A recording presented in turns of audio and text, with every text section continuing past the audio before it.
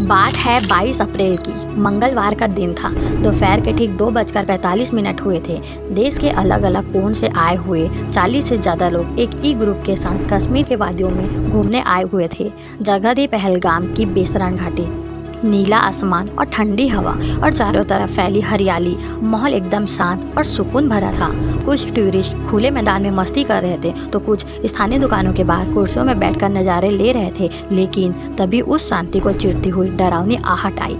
जंगल की ओर से कुछ लोग आते दिखे।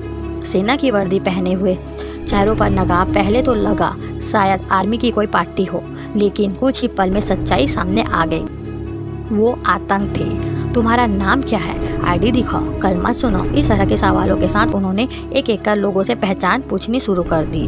कुछ ही को कलमा पढ़ने को कहा और कुछ को तो पैंट उतराकर उनकी पहचान की गई। जो मुसलमान नहीं थे उन्हें वहीं खड़ा करके गोली मार दी। पूरा इलाका गोलियों की आवाज़ों से गूंज उठा। करीब 10 मिनट तक गोलियों की बौछार होती रही। चीखें, अफरा तफरी और लोगों की जान बचाने की बेकरार कोशिश से सब कुछ एक भयानक मंजर में बदल गया। शुरू में बस एक मौत की खबर आई, लेकिन जैसे जैसे दिन ढलता गया, रात गहरती गई, वैसे वैसे हकीकत और डर दोनों अपने असली रूप दिखाने लगे। रात 11 बजते बजते मौत का आंकड़ा 27 तक पहुंच गया। एक दुकानदार कांपती आवाज़ में बस इतना कह गया, हमें समझ नहीं आया कि सब इतना जल्दी कैसे हो गया। कुछ भी कर पाने से पहले सब खत्म हो चुका था। कहते हैं ना, जब दर्द अपने हदें पार कर जाता है तो दिल भी सुन पड़ जाता है। ना आंसू बहते हैं और ना आवाज़ निकलते, इंसान पत्थर बन जाता है। इस दिल दहलाने वाली घटना ने फिर से हमें याद दिला दिया कि डर, नफरत और हिंसा की मजहब और सीमा नहीं होती। हम सबका फर्ज है कि ऐसी घटना पर आवाज़ उठानी, इंसानियत के साथ खड़े रहे और सबसे ज़रूरी शांति और एकता बनाए रखें। एक तस्वीर जो दिल दहला देती है। एक औरत ज़मीन पर बैठी अपने किसी अपने की लाश से लिपटी हुई। ये फ़ोटो उस दर्द की एक जीती जागती मिसाल है जिसे लफ्ज़ों में बयां करना मुश्किल है।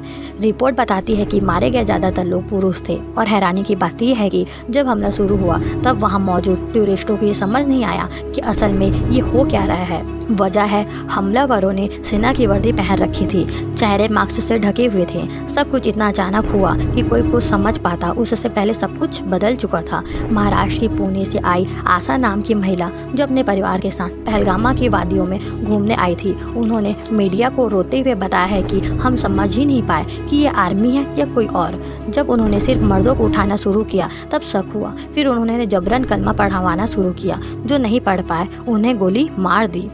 मेरे सामने ही मेरे पापा को 3 गोलियां मारे गए।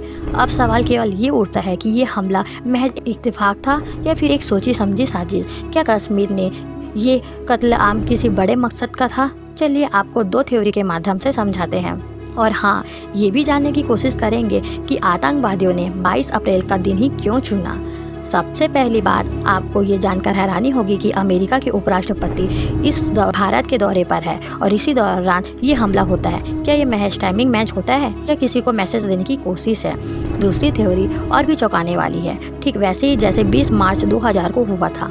उस समय अमेरिका के राष्ट्रपति बिल क्लिंटन भारत दौरे पर आए थे और उसी दिन जम्मू कश्मीर के अनंतनाग जिले के छत्रसिंहपुरा गाँव में आतंकियों ने हमला किया था। उस समय 35 सिखों को बेरहमी से मार डाला था। इतिहास गवाह है कि जब भी भारत कोई बड़ा ग्लोबल आतंक पा रहा है तो कुछ ताकतें उन्हें शांति को तोड़ने की कोशिश करती है। कश्मीर में ये पहली बार हुआ कि आतंकियों ने सिखों को भी निशाना बनाया और यही बात है कि इस हमले को और भी खतरनाक बना देती है।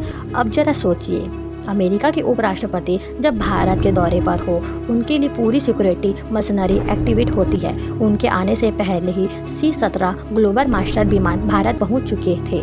अमेरिकी एजेंसियों ने अपनी पूरी प्लानिंग के साथ ग्राउंड पर पहरा डाल दिया था। इंटेलिजेंस सिस्टम हाई अलर्ट पर था, लेकिन फिर भी आतंकवादी हमला कर दिया। अब ये महज एक हमला नहीं था, ये बहुत बड़ा मैसेज था। एक ऐसा मैसेज जो आतंकवादी ने अमेरिका और दुनिया को दिया था, हम जब चाहे जहां चाहे हमला कर सकते हैं। और इस मैसेज का मतलब था भारत की सुरक्षा व्यवस्था को इंटरनेशनल पर कमज़ोर दिखाना, ताकि अमेरिका के नज़रों में भारत की छवि खराब दिख सके। अब दूसरी थ्योरी की बात करें तो उसकी तार प्रधानमंत्री नरेंद्र मोदी के सऊदी अरब दौरे से जुड़े हैं। 22 अप्रैल को पीएम मोदी सऊदी अरब के जेदा शहर पहुंचे थे। ये 2 दिन का दौरा पहले से तय था, जिससे वो ग्राउंड प्रिंस से मुलाकात करने वाले थे। उम्मीद थी कि योगा, मीडिया, स्पोर्ट्स कई बड़े होंगे, यानी कि ये विजिट एक मॉल्यूसाइन है, सिर्फ एक डिप्लोमेटिक यात्रा नहीं थी, ये एक बड़ा स्ट्रेटजी मूव था। और ये बात पाकिस्तान को हजम नहीं थी।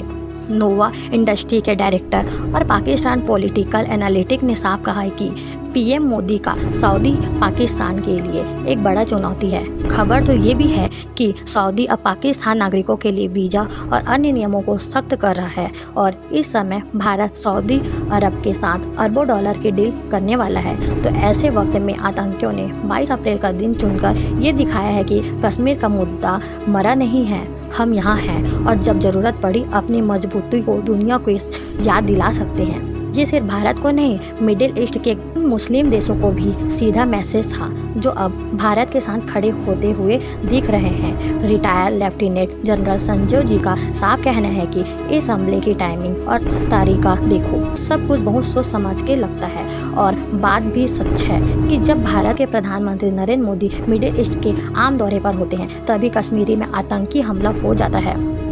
कोई भी इसे सिर्फ इत्तेफाक नहीं कह सकता। साफ दिखता है कि मकसद भारत को इंटरनेशनल पर शर्मिंदा करना था। अब एक और आम सवाल खड़ा होता है, आतंकवादियों ने इतना दूर पहलगामा को ही क्यों चुना? जवाब मिल चुकी है। एक बड़ी प्लानिंग। इस बार अमरनाथ यात्रा 62 दिनों तक चलने वाली है और इसका समापन 9 अगस्त 2025 को होगा। हर साल ये यात्रा सुरक्षा की दृष्टि से हाई अलर्ट पर रहती है और इस बार भी जम्मू कश्मीर के इंटेलिजेंस एजेंसी चौकस थी, लेकिन हमला हुआ और वो भी वहीं जहां से ये यात्रा शुरू होती है। पहलगामा के बेस कैंप से हम तो सिर्फ श्रद्धा से जा रहे थे, बाबा के दर्शन को। हमें क्या पता था वहाँ मौत हमारे इंतजार कर रही होगी। श्रद्धालुओं की आंखें गिरते आंसू भी बहुत कुछ कह जाते हैं। ये सीधा सीधा एक धमकी है, यात्रा पर भी खतरा है। और यही नहीं, इसके पीछे एक और कहानी जुड़ी है। भारत के बड़े इंफ्रास्ट्रक्चर से दुनिया का सबसे ऊंचा रेलवे ब्रिज चेन्नई ब्रिज तैयार हो गया है और अब कश्मीर को सीधे रेल नेटवर्क से जोड़ा जा रहा है। 25 जनवरी 2025 को कटरा से श्रीनगर रूट का ट्रायल भी सफल रहा। ट्रेन सुबह 8 बजे निकली और 11 बजे श्रीनगर पहुंच गई। 3 घंटे में 160 किलोमीटर का सफर पूरा कर लिया गया। प्रधानमंत्री नरेंद्र मोदी इस प्रोजेक्ट का उद्घाटन 19 अप्रैल 2025 को करने वाले थे। साथ ही वंदे भारत एक्सप्रेस को हरी झंडी दिखाने वाले भी थे। इसका योजना व कार्यक्रम किन्हीं कारणों से टाल दिया गया था। अब जरा सोचिए, जब ट्रेन शुरू होगी, टूरिस्ट बढ़ेगा तो कश्मीर का कारोबार फलेगा फूलेगा, तो किसे परेशानी होगी? वही लोग जो नहीं चाहते कि कश्मीर खुशहाल बने। दरअसल आतंकियों का एजेंडा सिर्फ खून खराबा नहीं, बल्कि पूरी एक इकोनॉमी को तबाह करना है। ना टूरिस्ट रुकेगा और काम ठप हो जाएगा और लोग बेरोजगार होंगे और भी वही बेरोजगार उन्हें आतंक ओर धकेल देगी। ये एक सैकिब प्लान है जिसकी शुरुआत डर से होती है। अब एक और ज़रूरी बात, क्या पाकिस्तान सेना की चीफ ने इस हमले की ओर इशारा कर दिया था पहले से ही? जनरल मुनीर असीम ने पिछले हफ्ते इस्लामाबाद में एक बयान दिया था जिससे माहौल गर्मा गया। उन्होंने कहा कि हमारे दिल का गाजा के मुसलमानों के साथ धड़कते हैं। कश्मीर हमारी गली की नस है और हम कश्मीरी भाइयों को कभी अकेला नहीं छोड़ेंगे। ये बात एक शब्द नहीं बल्कि एक सोच थी कि एक सिग्नल था जो अब एक एक्शन में बदल गई। रिटायर लेफ्टिनेंट संजय जी का बयान एक और इशारा करता है। उन्होंने कहा, जिस तरह से आतंकियों ने नाम पूछकर लोगों को मारा है वो सिर्फ एक हमला नहीं बल्कि एक बेहद खतरनाक और नफरत भरी साजिश है। जरा सोचिए, कोई इंसान नाम सुनकर तय कर रहा है कि किसे जिंदा छोड़ना और किसे मार देना है। ये इंसानियत पर सीधा हमला नहीं तो और क्या है? हमलावरों का मकसद साफ था, आतंक फैलाना, देश को तोड़ने की कोशिश करना और लोगों के दिलों में डर भर देना। मगर शायद वो नहीं जानते कि ये देश डर रह सहता है पर टूटता नहीं है। जैसे ही ये खबर आई तो देश की राजधानी से एक मजबूत आवाज आई। गृह मंत्री अमित शाह किसी भी औपचारिकता का इंतजार नहीं किया, वो सीधा दिल्ली से श्रीनगर पहुंचे। राजभवन में सेना, खुफिया एजेंसी और प्रशासनिक अधिकारियों के साथ घंटे लंबी हाई लेवल मीटिंग चली। इस मीटिंग में सिर्फ रिएक्शन नहीं, एक्शन प्लान तैयार किया गया ताकि न सिर्फ हमले के पीछे लोगों को ढूंढा जाएगा बल्कि आने वाले वक्त में इस तरह की घटनाएं रोकी जा सके।